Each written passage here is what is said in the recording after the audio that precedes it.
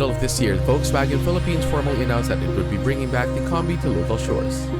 In confirming the upcoming arrival of the Kombi, Volkswagen harked back to the past when the van, with its iconic design, utility, and affordability, was extremely popular locally and globally. I think a lot of the allure of the Kombi was because it was, quite popular for families and even just, for different groups of customers.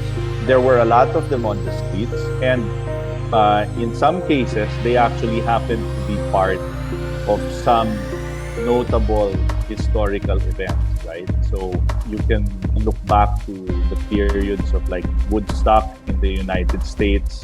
During that particular social, cultural, and political time in the history of the US, the Kombi was part of the pictures and the images that you will see of that event. When Volkswagen finally announced the arrival of the first batch of Kombi vans, many noticed that they were far from the practical, utilitarian, and easily affordable vans of old, but the top-of-the-line variant of a very premium luxury van, laden with modern features and the latest in automotive technologies, powered by a 2.0-liter TDI diesel engine, married to a 7-speed direct-shift gearbox with Tiptronic function. Equipped with powered dual sliding doors and tailgate, with seats, captain chairs no less, upholstered in Napa leather to match door trims and other premium interior accents. A cabin that transforms into a boardroom, loaded with driver assist technologies for greater safety and convenience, in the latest tech for smart connectivity like Discover Media, indispensable tools for successful executives. All this coming with an introductory retail price of around 3.5 million pesos. What was the reason behind this choice? The particular Kombi that we have in the country is the top-of-the-line variant. It comes with the features commensurate, I guess, with that product positioning. There are other variants in the multi-van line or in the Volkswagen van line that have different product propositions. Some of the names may be familiar to some of the automotive buyers here in the country, like the Transporter, the Caravelle, or the California. But it's important to note that these are all different products, right? The Transporter, for example, is a utility vehicle. But if that were brought into the country, it would be a very premium utility vehicle, which might be a contradiction in terms. And the Caravelle also would probably sit somewhere in between that and the current Kombi that we have. And so we thought that the Kombi would actually, the multivan Kombi that we have on offer now is actually the most appropriate one for the segment that we're targeting.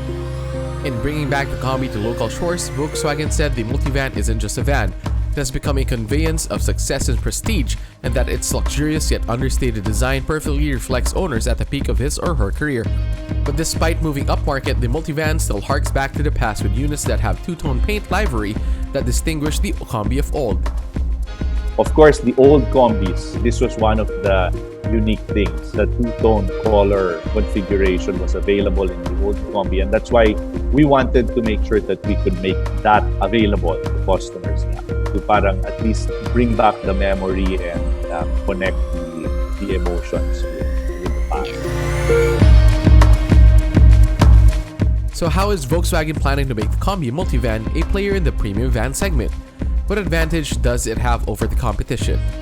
Not only is it the combination of features and qualities of the car, but we've priced it also to be very competitive vis-a-vis within its segment, within the premium, executive, and family van segment. So if you benchmark us against some of the products out there, I think you immediately know that the offer price we have for the Kombi is probably the lowest compared to what's out there. And so all these features, all these qualities, plus the option to take in a two-tone color and really personalize your car at the price that it's being offered at. I mean, I think and I hope that a lot of people will see that backlog.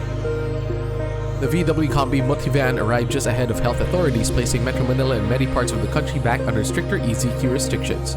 But before this happened, what was the market's reception to a new arrival in the premium executive van segment? And will the restrictions affect VW Philippines' plans to bring in more Kombis as well as other VW models and variants?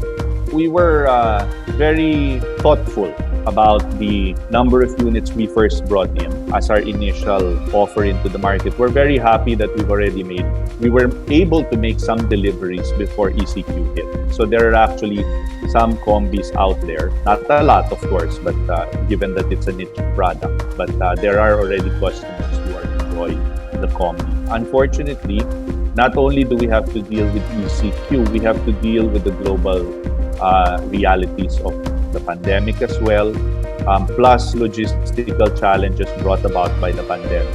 So this obviously translates to a little bit more lead time in terms of our ability to source. So you're right, our second batch is probably coming in the latter part of this year. We think we have enough in the first batch anyway to service what we expect will be the purchases of customers between now and the time our next batch comes in. Meanwhile, Volkswagen Philippines extends an invitation to VW enthusiasts and would-be buyers to visit in its showrooms. Again, I'd like to invite our existing Volkswagen followers, fans, and our prospective customers to please check out the Kombi and allow yourself to be immersed in the memories and the attachments, perhaps if not your own, perhaps those of your parents and maybe even grandparents, of the pictures of the good old days that maybe you had the chance to see. With the Kombi is available in our dealerships to visit and to see. So we invite everyone